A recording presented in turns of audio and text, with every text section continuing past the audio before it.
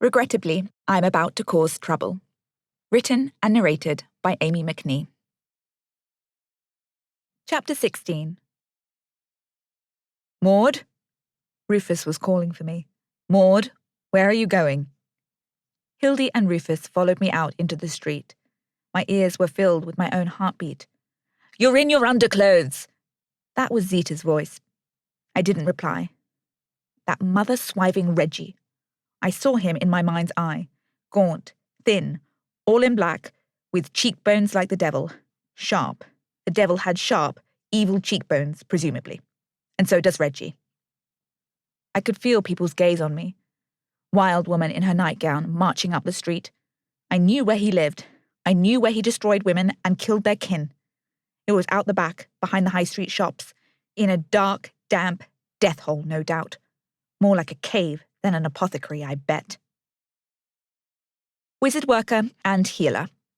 I squinted at the sign erected outside of the thatched cottage. It swung lazily in the breeze, and autumn leaves rustled playfully and welcomingly around the open door. That fen-sucked flapdragon. No wonder people were getting suckered into his evil, non-magic magic. I walked through the door, waiting to see the devil incarnate, Lucifer in the flesh. This was just another exorcism. I had done one of those before. The scent of lavender hit me in the face. I felt the soothing smell conflict with my rage. There he was. He had his back to me. I stormed up to his bench and smacked my fist on the wood. You! I bellowed. A young man turned around. Good morrow, good woman. Is something amiss? His face was kindly, crinkled with concern. He was incredibly appealing to behold. Bright blue eyes and a stylish mop of blonde hair. Where is Reggie? I demanded. I am he. I stared at him. Are you well? He stretched a hand over the counter to gently touch my crossed arms. I tried to gather myself. My anger was fleeing. Fuck, it was seeping out my skin. Stay, rage, stay! No, I am not quite well. I tucked my curls behind my ears. No, I want my curls out. I took my curls out from behind my ears. I noticed him looking me up and down. I recalled I was in my nightgown. Fuck. He didn't look a thing like the devil. Did you give a pregnant woman mugwort? He stopped, ran his fingers through his hair. Mugwort, mugwort. No, I don't believe I did. Are you sure I can't do anything for you? He had the silkiest voice, God damn him. What was he doing? Seducing his clients into taking his poisons? Well, two could play at that game. I took a deep breath and leant on the counter. She had long, red hair, I suggested. Oh, yes, I remember. She had a sensitive issue, not one for your ears. I'm standing here, in my nightgown, sir, with nothing underneath. My ears are not as sensitive as you might imagine. He took a step back to take me all in. He had a smile on his face. Why are you in your nightgown? I like the way it feels against my skin. Are you trying to seduce me? He asked, not angry about it. Yes, I whispered, watching the way his eyes lingered over my breasts. I want the gossip. He was still confused, but I think the strangeness of my appearance and my dress had cast a spell over him. She was harbouring a bastard, he explained. I swallowed. Zita had been right. You gave her mugwort for her morning sickness? He chuckled. His laugh was delightful. Oh, no. I gave her mugwort to purge her of the child. Did she want to be purged? I asked, trying to keep my voice steady, wanting to know his sick excuse. He beckoned me to come closer to him, like he wanted to tell me a secret. I gave him my ear. I was instructed by her father. I have a very good relationship with all the lords around these parts. His breath was sweet. I turned my face towards him. He smiled. He liked this game. You have the most brilliant eyes, he said. His eyes glanced down at my lips. Idiot. He moved in to kiss me. I let him. I sucked his bottom lip. I heard him let out a small moan, and then I bit it.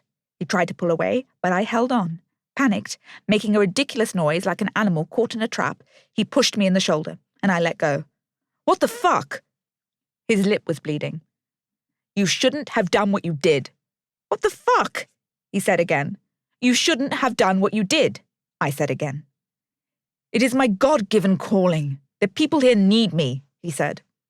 I felt that shiver down my spine. I moved around the counter.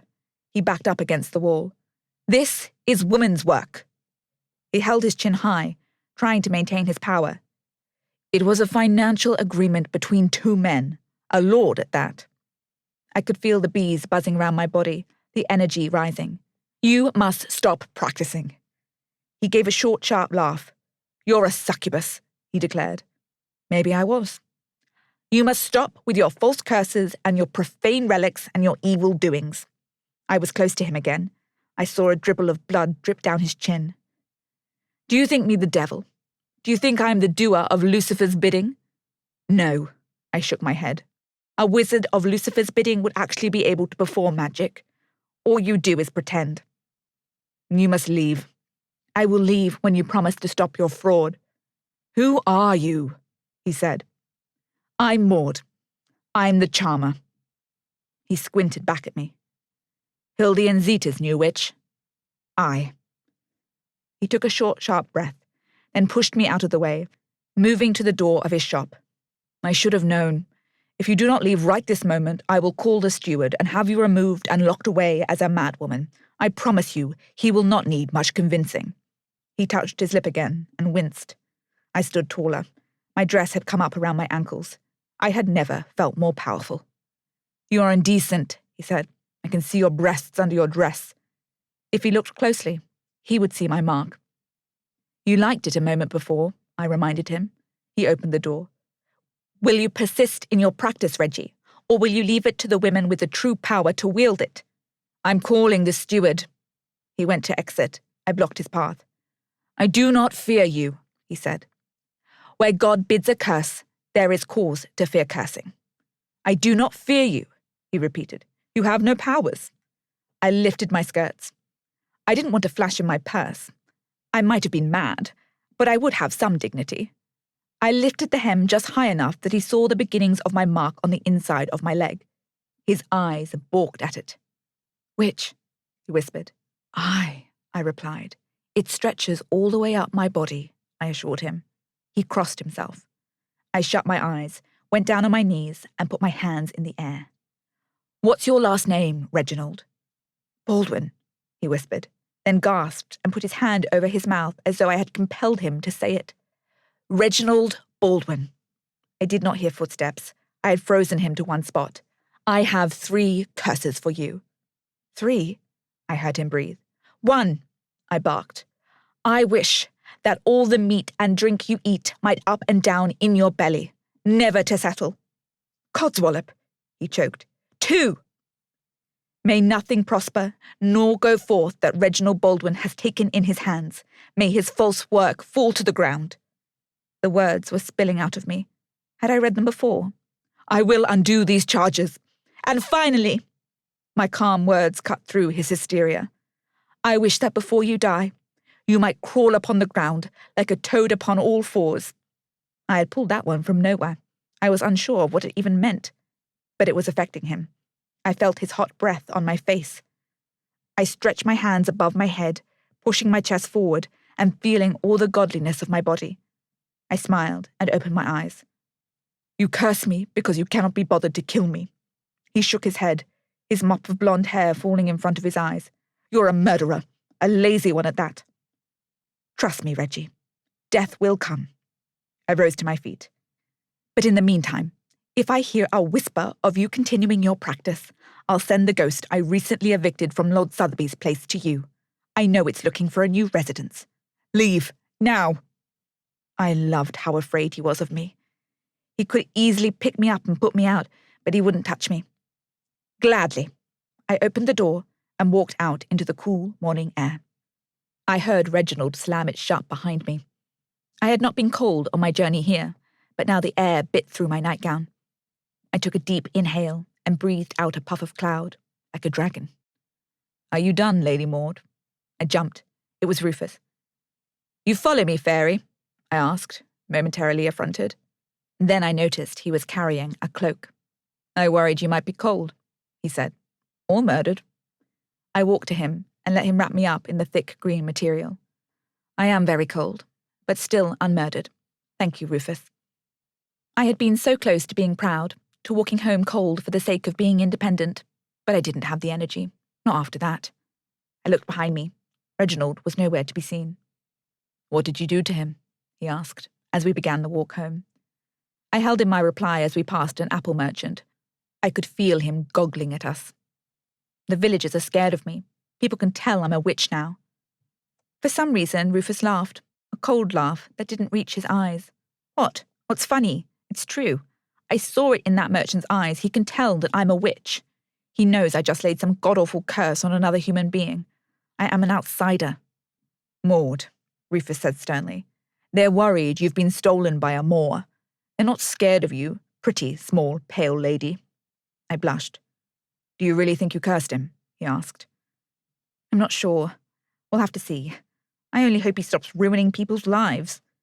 I dug myself tighter into Rufus's side. We turned onto High Street. There was no avoiding High Street. The apothecary was off it. It was a wide path with lots of good shops.